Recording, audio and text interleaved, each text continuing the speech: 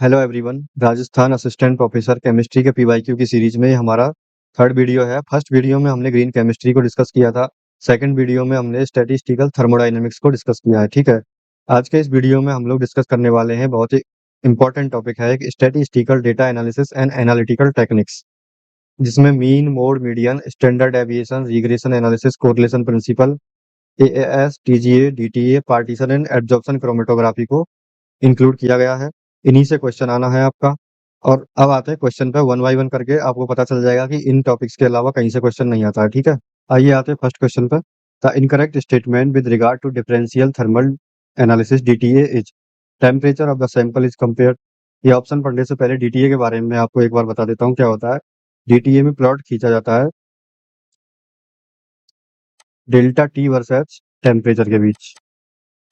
X axis पर है temperature, ठीक, और बाई एक्सिस पर लिया जाता है डेल्टा टी को, डेल्टा टेम्परेचर। ठीक, तो डेल्टा टी की वैल्यू होती है temperature of sample under investigation, जो सैंपल है जिसका डेटा हम रिकॉर्ड करना चाहते हैं, जिसकी स्टडी करना चाहते हैं, minus temperature of reference standard. Delta T का ये वैल्यू होता है। ठीक, और डेल्टा टी का वैल्यू तब तक जीरो होता है। होता क्या है, जब आप डीटीए करवाने जाओगे तो मशीन में एक रेफरेंस सैंपल पहले से होता है और दूसरा एक आपका सैंपल होता है। ठीक है, तो जो रेफरेंस सैंपल है, एक रेफरेंस स्टैंडर्ड सैंपल, और आपका सैंपल जो होगा अंडर इन्वेस्टिगेशन, इन दोनों पर सेम रेट से हीट फ्लो किया जाएगा। Heat flow will be same, दोनों रेफरेंस पर और आपके सैंपल पर हीट फ्लो सेम किया जाएगा, जिससे कि उन दोनों में टेम्परेचर एक लीनियरली बढ़े। ठीक है, और दोनों में सम सेम टेम्परेचर बढ़े। तो टेम्परेचर जब तक सेम होगा सैंपल का और रेफरेंस का, टी आर मतलब temperature of reference, T S मतलब टेम्परेचर ऑफ योर सैंपल। ठीक, तो टी एस और टी आर की वैल्यू तब तक सेम होगी जब तक कि सैंपल में कोई चेंज ना हो। चेंज मतलब, मेरा चेंज से मतलब है फिजिकल चेंज या केमिकल चेंज। कोई भी एंडोथर्मिक या एक्जोथर्मिक इवेंट अगर सैंपल में होती है तभी टी आर और टी एस की वैल्यू सेम नहीं होंगी, otherwise T R T S same होंगे और डेल्टा टी की वैल्यू जीरो आएगी। ठीक है, तो ग्राफ किस तरह का दिखेगा इसमें। सपोज कोई चेंज नहीं हुआ सैंपल में, केमिकली या फिजिकली, तो तब तक तो सैंपल का और रेफरेंस का टेम्परेचर सेम होगा क्योंकि हीट फ्लो सेम है। तो डेल्टा टी जीरो आएगा। ठीक है, तो यहाँ पे जीरो है, ये पॉजिटिव डेल्टा टी है, ये नेगेटिव डेल्टा टी है। और एक ही लाइन पे आपके सैंपल और रेफरेंस की लाइन देखने को मिलेगी। अब सपोज मान लीजिए सैंपल आपका कुछ हाई टेम्परेचर पे ब्रेक करना चालू कर दिया। ठीक है, हीट फ्लो बढ़ेगा तो टेम्परेचर धीरे धीरे बढ़ेगा, तो इस तरह से लीनियरली दोनों का टेम्परेचर बढ़ेगा। और एक टेम्परेचर पे आपका सैंपल ब्रेक करना चालू कर देता है, तो इसका मतलब उसका मोलर मास चेंज होगा, क्योंकि ब्रेक करेगा। तो जैसे कैल्शियम ऑक्जेलेट मोनोहाइड्रेट को हीट करते हैं तो पहले H2O मॉलिक्यूल बाहर निकलते हैं, फिर CO, फिर CO2 मॉलिक्यूल, तीन स्टेप में इस तरह से वेट लॉस होता है उसमें। ठीक है, तो चेंज हुआ कि नहीं, फिजिकल केमिकल हुआ। तो उस केस में T R T S change होता है, टी आर और टी एस के बीच एक डिफरेंस पैदा होता है। तो एंडोथर्मिक जब चेंज होता है मतलब ऐसा चेंज जिसमें सैंपल एनर्जी को यूज करता है, हीट फ्लो से जो हीट हम दे रहे हैं उसका कुछ हिस्सा उसके बॉन्ड ब्रेकिंग में चला जाएगा। ठीक है, तो जितना टेम्परेचर सैंपल का बढ़ना चाहिए उतना नहीं बढ़ेगा। तो इस केस में क्या होगा, रेफरेंस का टेम्परेचर सैंपल के टेम्परेचर से ज़्यादा चला जाएगा और सैंपल का टेम्परेचर कम होगा एज कंपेयर टू रेफरेंस। ठीक है, तो इस तरह से एक नेगेटिव पीक हमको देखने को मिलेगी क्योंकि टी सैंपल कम है। एंडोथर्मिक इवेंट के केस में, एंडोथर्मिक इवेंट जब होती है सैंपल में, तो जो टेम्परेचर ऑफ सैंपल होगा वो कम होगा एज कंपेयर टू रेफरेंस। ठीक है, तो ये चीज आप देखेंगे। तो T S, T sample minus T reference क्या आएगा, नेगेटिव आएगा, क्योंकि रेफरेंस का टेम्परेचर यहाँ पे ज्यादा है। ठीक है, तो नेगेटिव वैल्यू आएगी, तो ऐसे नेगेटिव में पीक देखने को मिलेगी। तो जो ये पीक है वो पीक है आपकी सैंपल की, और रेफरेंस का लाइन ऐसे सीधा ही चलता जाएगा। ठीक है, क्योंकि रेफरेंस हम ऐसा लेते हैं जो जिसमें कोई फिजिकल चेंज या केमिकल चेंज ना हो विद टेम्परेचर इंक्रीज। ठीक है, तो जो नेगेटिव पीक है वो एंडोथर्मिक चेंज को शो करती है इन सैंपल। ठीक है, एंडोथर्मिक इवेंट का पीक है। और जब ये एंडोथर्मिक इवेंट या ट्रांजिशन जो भी हो रहा है, इसमें चेंज जो भी हो रहा है वो स्टॉप हो जाता है, तो फिर से सैंपल और रेफरेंस का टेम्परेचर सेम हो जाते हैं। उसके बाद अगर कोई पॉजिटिव चेंज होता है, जैसे कि एक्ज़ोथर्मिक चेंज होता है मतलब, तो डेल्टा टी की वैल्यू पॉजिटिव हो जाती है उस केस में, क्योंकि एक्ज़ोथर्मिक रिएक्शन में क्या होता है, हीट इवॉल्व होती है, हीट इवॉल्व होगी तो वो सैंपल के टेम्परेचर को बढ़ा देगी। सैंपल का टेम्परेचर अगर बढ़ जाएगा तो क्या होगा, डेल्टा टी का वैल्यू भी बढ़ जाएगा, ठीक है। तो वो एक्ज़ोथर्मिक चेंज हो जाएगा, ठीक है, एक्ज़ोथर्मिक चेंज या इवेंट। तो यहाँ डेल्टा टी पॉजिटिव होगा, ठीक है।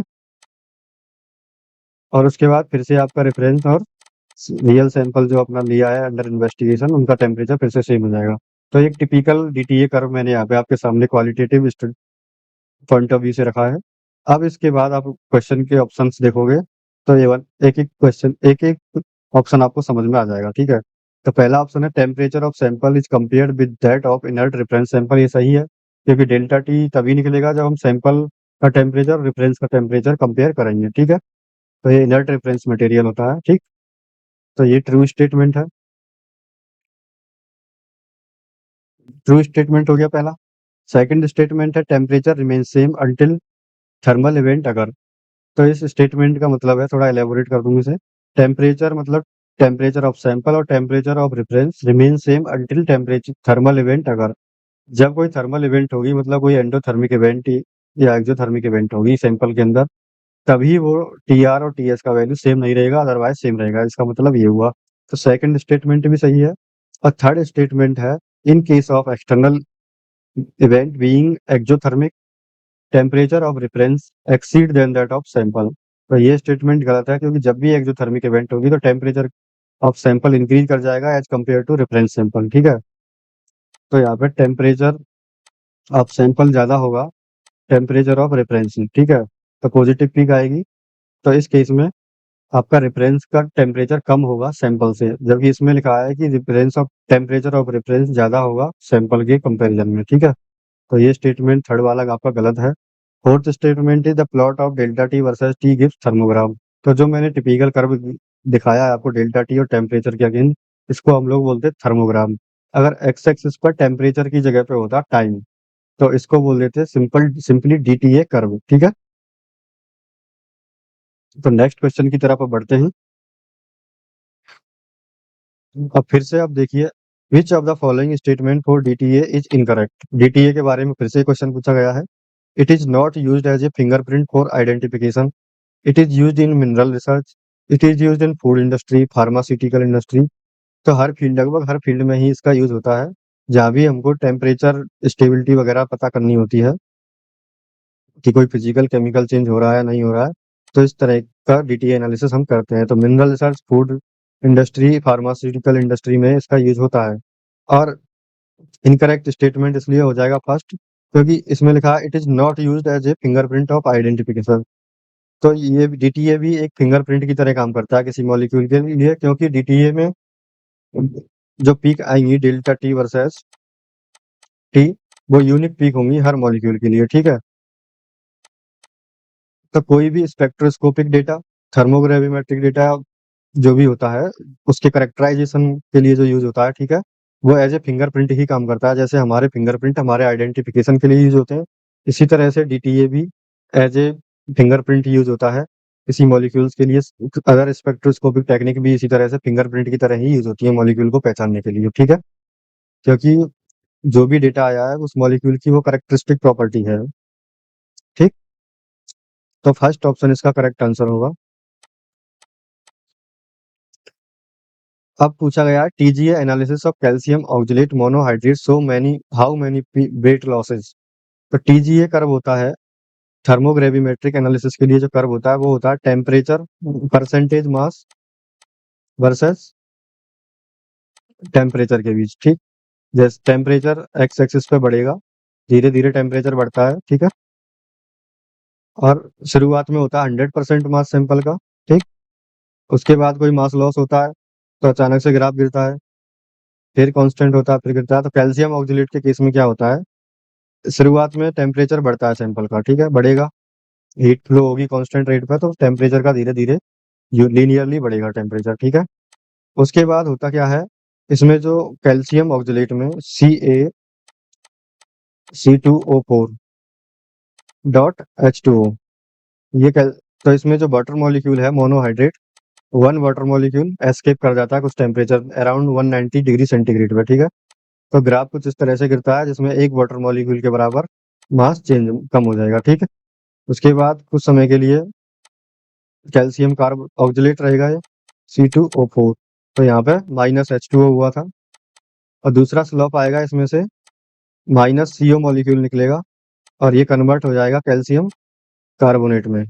और कैल्शियम कार्बोनेट उसके बाद -CO2 होगा, 1 मॉलिक्यूल CO2 बाहर निकलेगा, तो ये कन्वर्ट हो जाएगा फाइनली कैल्शियम ऑक्साइड में। तो इस तरह से कुछ यहाँ पे 3 स्टेप में वेट लॉस होता है,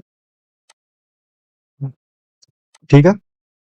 तो वाटर का लॉस होता है 190 के अराउंड, और CO अराउंड 490 के अराउंड होता है, और CO2 का मुझे एग्जैक्टली पता नहीं है, तो इसको देख लीजिएगा एक बार कितने डिग्री पे होता है, क्योंकि ये पूछा जा सकता है, ठीक है। तो 3 वेट लॉस होते हैं यहाँ पे। एक पहला वेट लॉस वाटर, 1 मॉलिक्यूल पानी वाटर निकलता है तो होता है। दूसरा वेट लॉस होता है कार्बन मोनोऑक्साइड बाहर निकलती है 1 मॉलिक्यूल।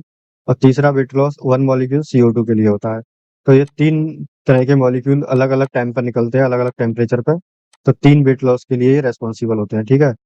तो कितनी बार वेट लॉस हुआ है? 3 बार। तो ये है ऑप्शन सेकंड में, तो second option will be correct, ठीक। Now in atomic absorption spectroscopy radiation is absorbed by, यहाँ ब्रेक स्पेस दिया है और स्पेस को आपको बनना है कि यहाँ कौन सा वर्ड आएगा, excited, unexcited, both excited and unexcited. तो एक्साइटेड एटम्स इन रेडिएशन किस प्रकार के एटम के द्वारा इन वेपर फेज, मतलब वेपर फेज में जो एटम होते हैं, तो एक्साइटेड एटम होते हैं या अनएक्साइटेड एटम होते हैं जो रेडिएशन को एब्जॉर्ब करते हैं। तो रेडिएशन अनएक्साइटेड एटम्स के द्वारा एब्जॉर्ब की जाती है गैसियस फेज में, ठीक है। एटॉमिक एब्जॉर्प्शन स्पेक्ट्रोस्कोपी में सबसे पहले कोई भी सैंपल है तो उसको गैस फेज में लाया जाता है। एटम्स एटम्स को गैस फेज में लाया जाता है, और सैंपल में जितने भी एटम है उनको गैस फेज में लाएंगे, और वो एटम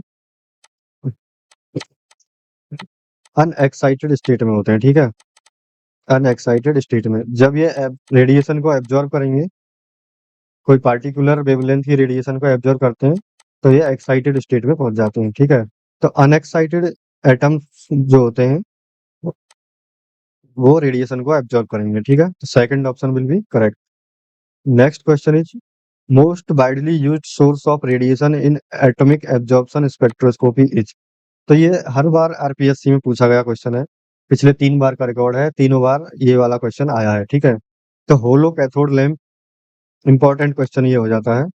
होलो cathode lamp as radiation source use किया जाता है एटॉमिक एब्जॉर्प्शन स्पेक्ट्रोस्कोपी में, ठीक है। अगर एटॉमिक एब्जॉर्प्शन स्पेक्ट्रोस्कोपी ना देके AAS इसका शॉर्ट फॉर्म दे दे तो कंफ्यूज मत होइएगा, ठीक है। तो होलो कैथोड लैंप यहाँ पे करेक्ट आंसर होगा। और नेक्स्ट क्वेश्चन फिर एटॉमिक एब्जॉर्प्शन स्पेक्ट्रोस्कोपी से ही है। अनट्रू स्टेटमेंट बताना है, मतलब फॉल्स स्टेटमेंट आपको बताना है AAS के बारे में, ठीक है। It can determine element in solution, ये ट्रू है, सॉल्यूशन फेज के एलिमेंट में भी ये एलिमेंट को डिटेक्ट कर सकती है। It can determine element in solids, ये भी ट्रू है, सॉलिड फेज के एलिमेंट को भी जब वेपोराइजेशन करोगे तो गैस में चेंज हो जाएंगे, तो उनका भी डिटर्मिनेशन हो जाएगा, ठीक है। और ये बियर्स लॉ पे बेस्ड है, ठीक है, ये भी सही बात है। बियर्स लॉ का मतलब है जो एब्जॉर्प्शन का इंटेंसिटी होगा वो डिपेंड करेगा कंसंट्रेशन पर, ठीक है। तो कंसंट्रेशन का रिलेशन जो एब्जॉर्ब रेडिएशन है वो बियर्स लॉ बताता है, ठीक है, ये भी सही है। It can determine all the item, तो ये फॉल्स स्टेटमेंट है, ये सारे प्रकार के एटम को एब्जॉर्ब नहीं करेगा। सारे एटम AAS शो नहीं करते हैं क्योंकि यही इसकी एक लिमिटेशन होता है, ठीक है। It can determine all the item, ये अनट्रू स्टेटमेंट है या फॉल्स स्टेटमेंट है, ठीक है। तो fourth option will be correct. अब नेक्स्ट क्वेश्चन है कॉलम क्रोमेटोग्राफी से, एडजॉर्प्शन कॉलम क्रोमेटोग्राफी। तो कॉमन एडजॉर्बेंट और stationary phase can be used in adsorption column chromatography is are. तो ऐसे कौन कौन से एडजॉर्बेंट या स्टेशनरी फेज होती हैं जो कॉलम क्रोमेटोग्राफी में यूज होती हैं? तो एल्यूमिना भी यूज होता है, सिलिका जेल भी यूज होता है, सेल्यूलोज पाउडर भी यूज होता है, और फोर्थ ऑप्शन में ये तीनों दिए गए हैं, तो फोर्थ ऑप्शन ही इसका करेक्ट आंसर होगा, ठीक है। तो फोर्थ ऑप्शन इसका करेक्ट आंसर हो जाएगा। ये alumina, silica gel, cellulose powder stationary phase का काम करते हैं, ठीक है। Absorb wavelength, absorbed wavelength in atomic absorption spectrum appear as. जो जो एब्जॉर्ब्ड वेवलेंथ होती हैं एटॉमिक एब्जॉर्प्शन स्पेक्ट्रम में, कुछ कैसे अपीयर होती हैं, वो डार्क लाइन की तरह दिखती हैं। सपोज ये आपको स्पेक्ट्रम दिया गया है, तो इसका बैकग्राउंड होगा आपका ब्राइट। ये बहुत इंपॉर्टेंट पॉइंट है। बैकग्राउंड होता है ब्राइट बैकग्राउंड, ठीक है। और लाइंस जो होती हैं वो डार्क लाइन होती हैं, ठीक है। इस तरह से लाइन दिखेंगी और वो डार्क कलर में दिखेंगी, ब्लैक ब्लैक, ठीक है, इस तरह से।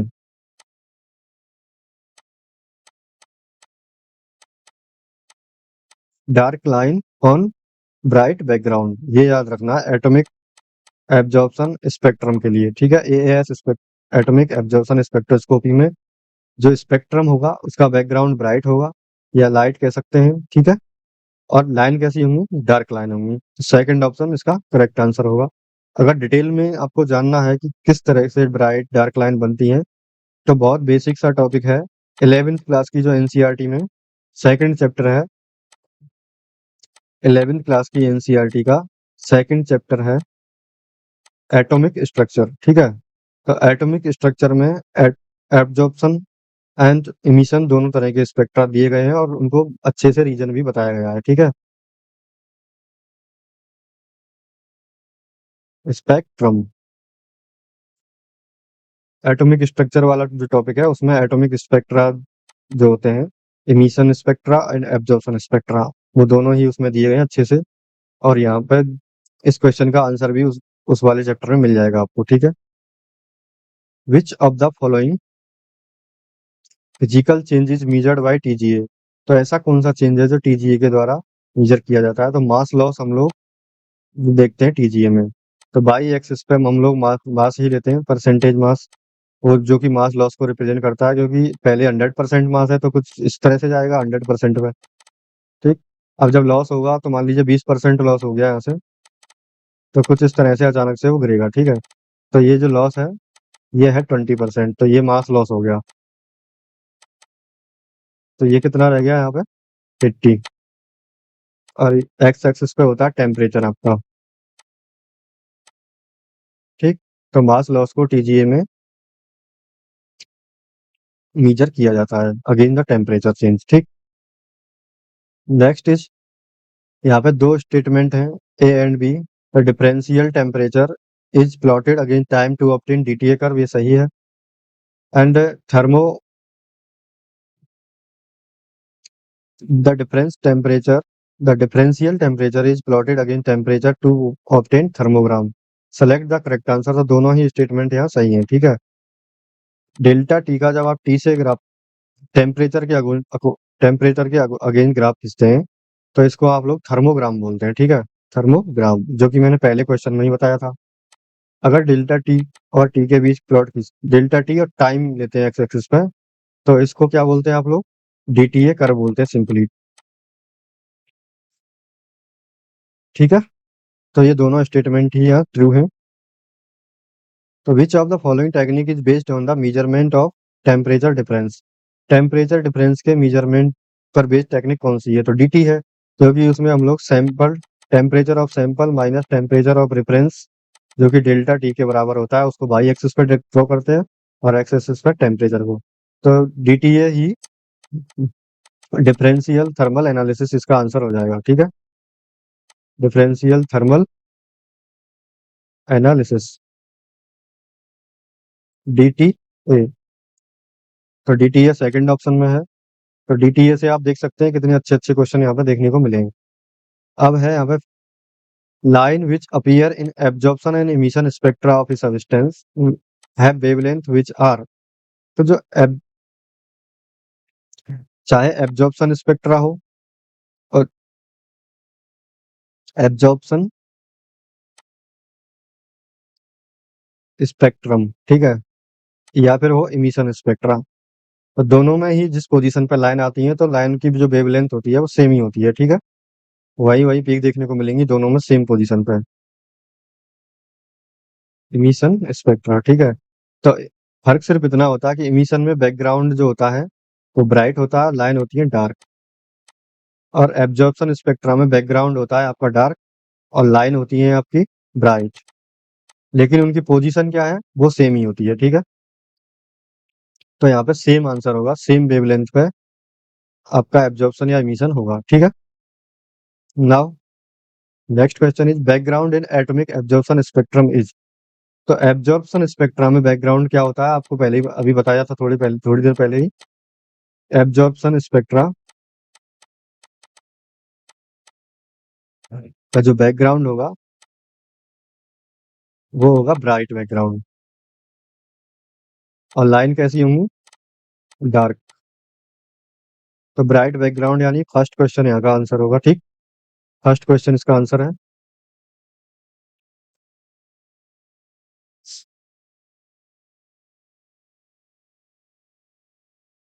अब नेक्स्ट क्वेश्चन है आपके सामने, passing of A mobile phase through a chromatographic column is called. तो जब सपोज ये कॉलम है, कॉलम है ये, ठीक। अब इस कॉलम में कोई स्टेशनरी फेज है, इस पे आपका सैंपल है इस तरह से। ठीक, और जब इस सैंपल को नीचे लाना है तो आपको एक मोबाइल फेज पास करानी पड़ेगी। ठीक है, मोबाइल फेज को क्या बोलते हैं साइंटिफिक टर्म में, इल्यूट। ठीक है, और स्टेशनरी फेज को से मोबाइल फेज को पास, स्टेशनरी फेज से होते हुए मोबाइल फेज जब निकलेगी तो आपका जो सैंपल है कुछ, वो उस वो अपनी सॉल्युबिलिटी या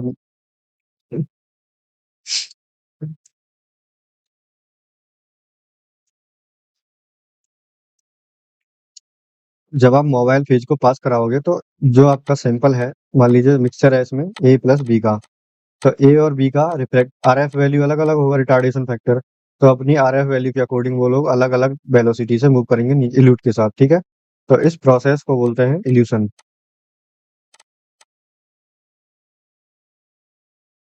तो passing of mobile phase through a chromatographic column is called evolution. ठीक है, इल्यूट को पास कराने को इल्यूशन ही बोलते हैं, जो मोबाइल फेज होती है उसको इल्यूट भी बोलते हैं। ठीक, now radiation source used in the absorption spectroscopy is.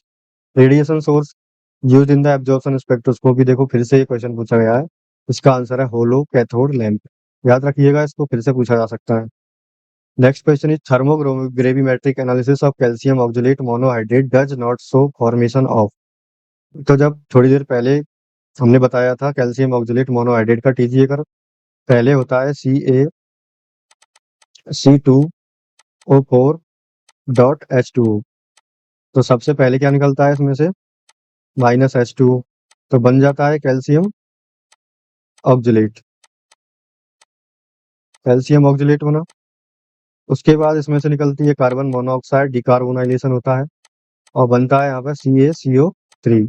ठीक है, कैल्शियम कार्बोनेट बना, और फर्दर जब टेम्परेचर बढ़ेगा तो इसमें से निकलेगी CO2 और बन जाएगा कैल्शियम ऑक्साइड, जो एक स्टेबल कंपाउंड होता है। तो ये इस तरह से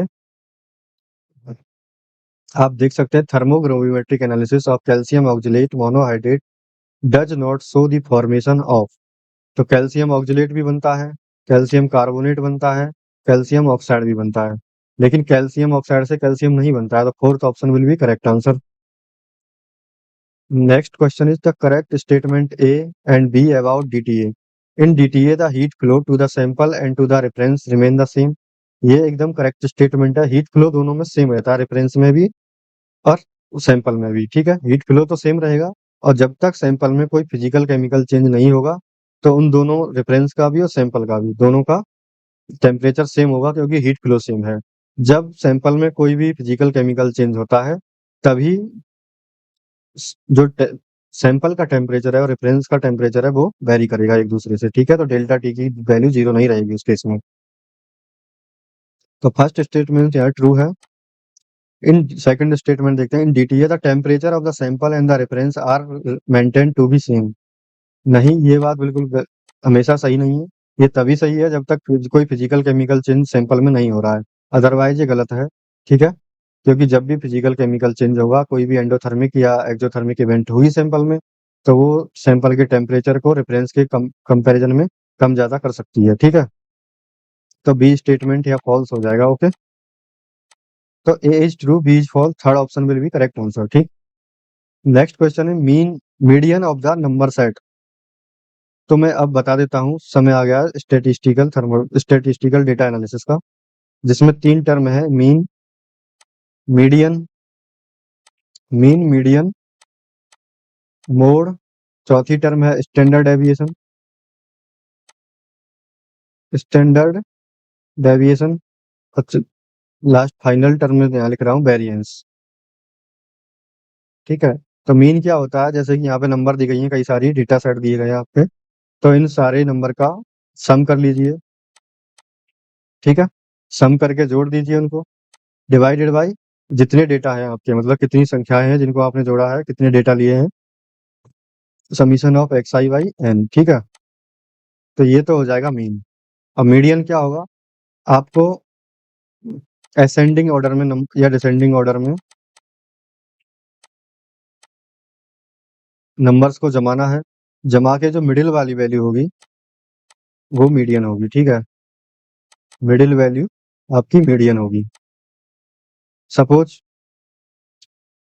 2, 4, 6, 8, 10, अगर नंबर डेटा पॉइंट की संख्या अगर इवन है, सॉरी ऑड है, ठीक है, इफ एन ऑड, अगर एन ऑड है, number of data point is odd, तो मिडिल वैल्यू आपकी आप एक ही होगी। ठीक है, 2 आगे से आप देख सकते हैं, 2 पीछे से सकते हो, मिडिल वैल्यू ये है। ठीक है, तो इसका मीडियन हो जाएगा आपका 6। अगर ठीक है, अगर एन इवन होता तो 2 वैल्यू मिडिल वैल्यू होती है, उन दोनों का एवरेज आप निकालते। ठीक है, एवरेज निकालते। जैसे कि मैं एक एग्जांपल ले रहा हूँ यहाँ पर, 2, 4, 6, 8, 10, 12। अब यहाँ पर एन की वैल्यू है 1, 2, 3, 4, 5, 6, एन इवन हो गया। ठीक, तो यहाँ मीडियन क्या होगा, तो मीडियन के लिए आपको मिडिल वैल्यू लेनी होती है, लेकिन यहाँ पे 2 वैल्यू इधर से छोड़ी, 2 वैल्यू इधर से छोड़ी, अब ये दोनों ही बची हुई जो वैल्यू है 2, ये आपकी मिडिल वैल्यू है। ठीक है, अब इनका लेना है आपको एवरेज, 6 + 8 डिवाइडेड बाई 2 कर देना है, तो ये यहाँ पे 7, ये आपका मीडियन होगा। तो इवन के केस में 2 वैल्यू का एवरेज होता है, बीच वाली जो मिडिल की 2 वैल्यू होंगी उनको उठा लेना है, उनका एवरेज यहाँ पे मीडियन होगा। ठीक है, और मोड क्या होता है, मोस्ट फ्रीक्वेंट डेटा जो होता है, मोस्ट फ्रीक्वेंट वैल्यू जो होती है आपके डेटा सेट में, वही मोड होती है। ठीक है, mode is most frequency value जो होती है, जैसे कि 3, 4, 3, 2, 7, 3। ठीक है, तो ये डेटा पॉइंट मान लीजिए एग्जाम्पल है, तो इसका जो मोड होगा, मोड मतलब मोस्ट फ्रीक्वेंट वैल्यू जो होती है, जो सबसे ज्यादा बार रिपीट हुई वैल्यू होती है, उसी को बोलते हैं। ठीक है, तो 3 यहाँ पे 3 बार रिपीट होता है, जो कि इस डेटा पॉइंट में सबसे ज्यादा बार रिपीट हुआ है। ठीक है, तो मोड होगा इसका 3। तो इस तरह से मीन, मोड, मीडियन निकालते हैं। अब स्टैंडर्ड डेविएशन क्या होता है, समीशन ऑफ एक्स आई मतलब आपके डेटा सेट में ith डेटा पॉइंट की वैल्यू माइनस एक्स बार, इसका स्क्वायर करना है, और सारी जो डेटा पॉइंट की वैल्यू है उनका, उनमें से आपके जो मीन वैल्यू है उसको माइनस करके उसका एब्सोल्यूट डेविएशन निकालना है, और उसका स्क्वायर करके आपको डिवाइड करना है n-1 से। ठीक है, और उसका जो वैल्यू आएगा उसको टोटल कर लेना है अंडर रूट। तो स्टैंडर्ड डेविएशन को रिप्रेजेंट करते हैं सिग्मा से, तो सिग्मा इज इक्वल टू हो जाएगा under root summation of x I minus x bar का whole square divided by n-1, और वेरिएंस होता है सिग्मा स्क्वायर के बराबर, variance is equal to sigma square. तो स्टैंडर्ड डेविएशन का स्क्वायर कर दोगे तो वेरिएंस मिल जाएगी। ठीक है, तो ये कुछ इंपॉर्टेंट कॉन्सेप्ट फॉर्मूले थे जो अब आगे के स्टैटिस्टिकल डेटा एनालिसिस में काम आने वाले हैं। ठीक है,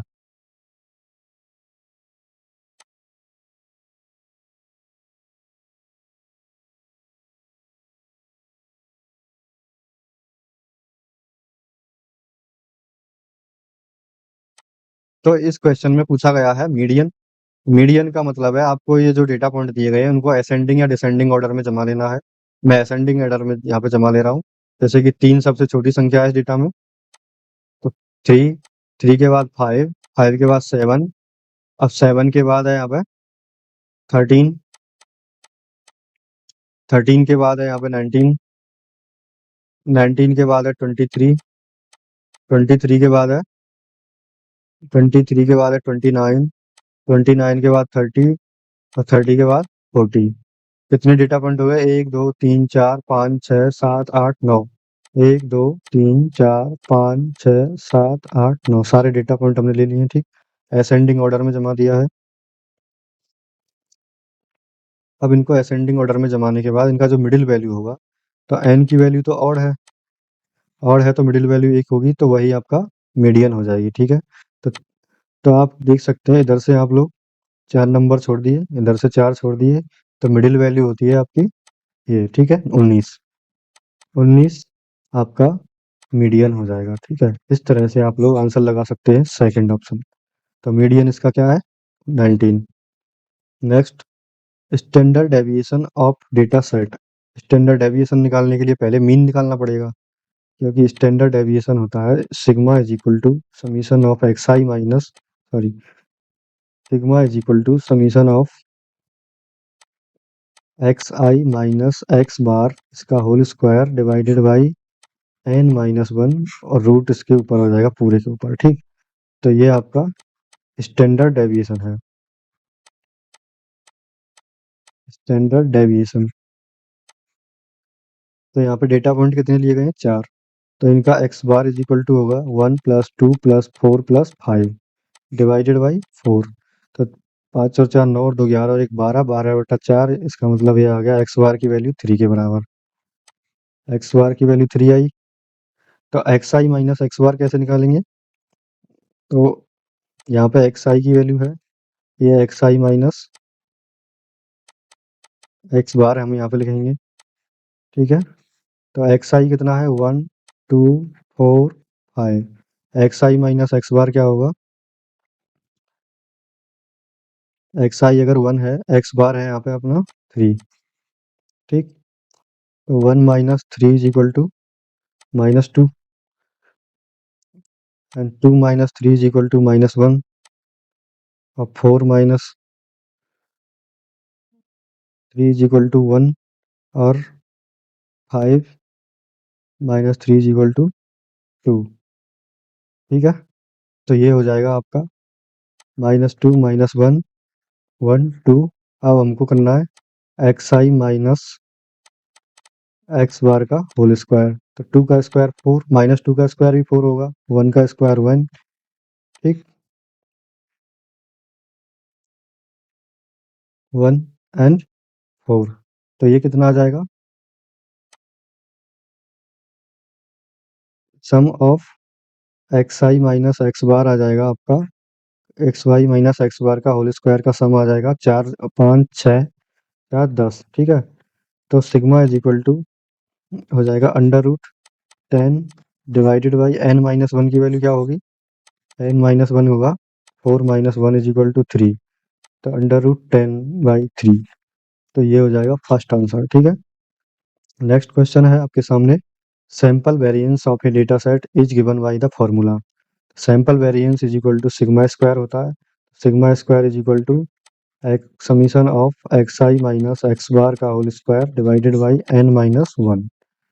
तो एक्स आई माइनस एक्स बार का whole square divided by n-1, first option will be correct. ठीक है,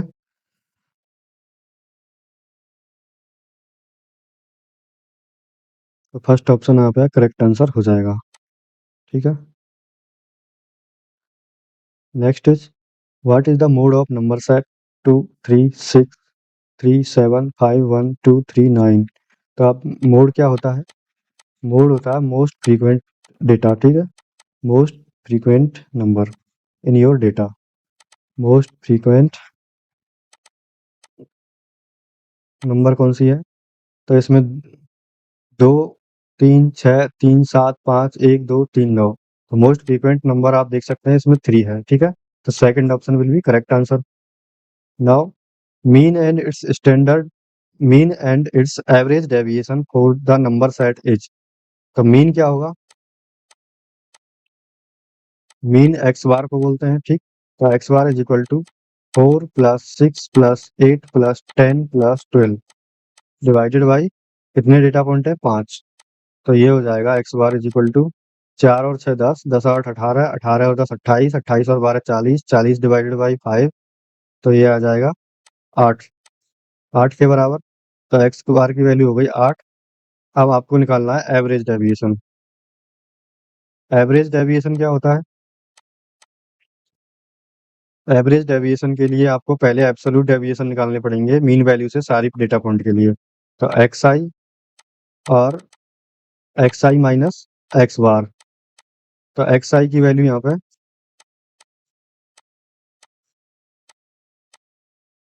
एक्स आई है 4, 6, 8, 10, 12। तो एक्स आई माइनस एक्स बार कितना हो जाएगा? 4 minus 8 is equal to -4, 6 minus 8 is equal to -2, 8 minus 8 is equal to 0, 10 minus 8 is equal to +2 और 12 minus 8 is equal to +4। तो x आई minus x bar और इसका मोड निकालना है। मोड एक्स आई minus x bar का मैग्नीट्यूड क्या होगा? आपको साइन हटा देना है बस। एक्स आई माइनस एक्स बार का मैग्नीट्यूड, ठीक है। तो मैग्नीट्यूड इसका 4 है, इसका 2 है, इसका 0 है, इसका 2 है, इसका 4 है, ठीक। अब नाउ आपको इसका करना है sum of magnitude of x I minus x bar divided by. तो ये सम आ जाएगा आपका इज इक्वल टू 4 2 6 2 8 और 4 12, 1.12 आ गया, ठीक। तो एवरेज डेविएशन होता है, average deviation is equal to sum of magnitude of x I minus x bar divided by number, ठीक है। नंबर ऑफ डेटा पॉइंट आपके में कितने हैं? तो 12 डिवाइडेड बाई 5। तो ये आ जाएगा 2.4 के बराबर। तो 8 एंड 2.4 यहाँ पे करेक्ट आंसर होगा फोर्थ ऑप्शन में, ठीक। Next question is light source used in atomic absorption spectroscopy is. तो एटॉमिक एब्जॉर्प्शन स्पेक्ट्रोस्कोपी में ये क्वेश्चन तो याद हो गया होगा, होलो कैथोड लैंप हम यहाँ यूज करते हैं। नेक्स्ट क्वेश्चन है in which surrounding atmosphere decomposition of calcium carbonate will take place at highest temperature in thermogravimetric analysis. तो कहने को ये सवाल टीजी क्या है, लेकिन ये सवाल है आपका इक्विलिब्रियम का। कैसे? जब कैल्शियम कार्बोनेट डिकम्पोज करेगा तो बनेगा कैल्शियम ऑक्साइड प्लस CO2, ठीक है। अगर CO2 आपके इन्वायरमेंट में रहेगी तो रिएक्शन बैक बढ़ जा सकती है, ठीक है, लेस एटेलियर प्रिंसिपल के अकॉर्डिंग, ठीक है। तो आप देख सकते हैं 1:1 mixture of CO plus O2 क्या बना सकता है? CO2 बना देगा, ठीक है। तो CO plus twice of CO plus O2 क्या बना देगा? CO2। अगर एनवायरनमेंट में CO2 गैस रहेगी, मतलब इस कैल्शियम कार्बोनेट के डिकम्पोजिशन का प्रोडक्ट रहेगा, तो रिएक्शन जाएगी बैकवर्ड, ठीक है, बैकवर्ड रिएक्शन। तो इसका मतलब है इसका जो डिकम्पोजिशन है वो स्लो होगा तो हाई टेम्परेचर लगेगा उसके लिए, ठीक है, डिकम्पोज करवाने के लिए। तो इसका आंसर हो जाएगा थर्ड ऑप्शन, ठीक है। Next, in paper chromatography separation of silver lead mercury solvent front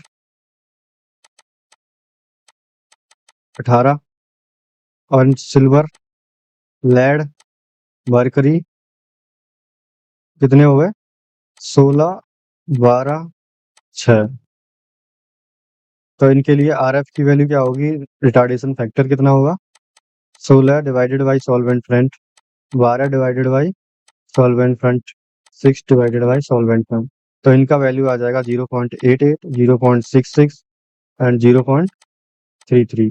तो फर्स्ट ऑप्शन इसका करेक्ट आंसर होगा, क्योंकि RF वैल्यू जो होती है वो होती है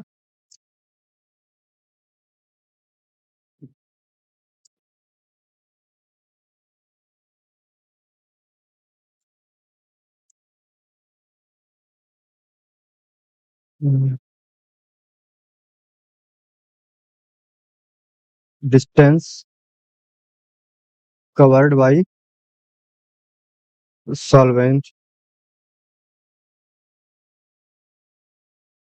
distance covered by sample, component, ठीक है। तो यहाँ पे AG, PB, FG 3 कंपोनेंट हैं अलग अलग, जो कि आपके मिक्सचर में पड़े हुए हैं। और वो सॉल्वेंट के कंपैरिजन में कितना मूवमेंट किए हैं उसी को हम RF वैल्यू से रिप्रेजेंट करते हैं, जिसमें आप लोग distance covered by sample divided by distance covered by solvent का रेशियो लेते हैं, तो RF वैल्यू आप निकाल देते हैं इस तरह से, ठीक है। तो आंसर है यहाँ फर्स्ट ऑप्शन, जो कि सही है। अब आपको फिर से मीन एंड स्टैंडर्ड डेविएशन निकालना है डेटा सेट का। तो मीन निकालने के लिए आपको एक्स बार, मतलब मीन का मतलब एक्स बार निकालना है। तो x bar is equal to आपको डेटा पॉइंट को जोड़ के 15.69 प्लस 16.03 डिवाइडेड बाई 3 करोगे, ठीक है। तो आ जाएगा आपका 15.80। एक्स बार की वैल्यू 15.80 आ जाएगी। और स्टैंडर्ड डेविएशन क्या होगा? स्टैंडर्ड डेविएशन का फॉर्मूला बताइए आप लोग वीडियो पॉज करके, ठीक है। Standard deviation sigma is equal to होता है under root summation of x I minus x bar इसका whole square divided by n-1। तो जब ये कैलकुलेट करोगे तो सिग्मा की वैल्यू आएगी 0.20 के अराउंड, ठीक है। तो आपका third option will be correct answer. An example of partition chromatography is, partition chromatography क्या होती है? पेपर क्रोमेटोग्राफी, ठीक है। पेपर क्रोमेटोग्राफी जो होती है ये पार्टीशन क्रोमेटोग्राफी है, ठीक है। और TLC मतलब thin layer chromatography and column chromatography, ये होती हैं आपकी एडजॉर्प्शन क्रोमेटोग्राफी। ये एडजॉर्प्शन के प्रिंसिपल पर काम करती हैं, ठीक है। और पेपर क्रोमेटोग्राफी पार्टीशन इक्विलिब्रिया के सिद्धांत पे काम करती है, ठीक है। तो आंसर हो जाएगा इसका first, paper chromatography. Next question, mean and standard deviation, इसका भी निकालना है। तो मीन निकाल लेंगे sum of x I divided by N से, और स्टैंडर्ड डेविएशन निकाल लोगे इस तरह से, ठीक है। और divided by n-1 in formula का यूज करोगे तो आपका 29.6 आएगा एक्स बार, और सिग्मा की वैल्यू आएगी 0.69 के अराउंड, ठीक है। तो फर्स्ट ऑप्शन इसका करेक्ट आंसर होगा। नेक्स्ट क्वेश्चन है reverse phase high performance liquid chromatography में आप लोग सॉल्वेंट और कॉलम की पोलरिटी किस तरह की होती है? नॉन पोलर होते हैं या पोलर होते हैं, क्या होते हैं? तो रिवर्स फेज में क्या होता है? रिवर्स फेज में जो स्टेशनरी फेज होता है, कॉलम में जो सब भरा जाता है, जो कि तो COLUMN कॉलम, तो कॉलम जो होता है वो होता है नॉन पोलर, ठीक है। और आपका जो इल्यूट जो होता है, इल्यूट या सॉल्वेंट जिस जो हम पास कराते हैं, वो होता है आपका पोलर, पोलर सॉल्वेंट। तो इल्यूट करने के लिए सॉल्वेंट पोलर होता है, और कॉलम में जो स्टेशनरी फेज भरी जाती है वो होती है नॉन पोलर, ठीक है। तो सेकंड ऑप्शन इसका करेक्ट आंसर होगा। Now question is column chromatography is a separation technique based on adsorption. अभी बताया था कि पेपर क्रोमेटोग्राफी पार्टीशन इक्विलिब्रिया के सिद्धांत पर काम करती है, और TLC and column chromatography adsorption chromatography होती है, ठीक है। तो ये आंसर है इसका, ठीक है। तो इसी के साथ ये चैप्टर के जितने भी PYQ है ये वन बाई वन हमने सारे डिस्कस कर लिए हैं। आप देख सकते हैं किस तरह का लेवल है क्वेश्चन का, कौन कौन से टॉपिक से क्वेश्चन पूछे जा रहे हैं, ये सारी चीजें क्लियर हो गई होंगी। तो आप उसी के अकॉर्डिंग अपनी प्रिपरेशन को दिशा देंगे कि क्वेश्चन का लेवल क्या है और किस तरह के क्वेश्चन, किस टॉपिक के क्वेश्चन ज्यादा पूछे जा रहे हैं, तो उसी दिशा में आपको तैयारी करनी होती है, ठीक है।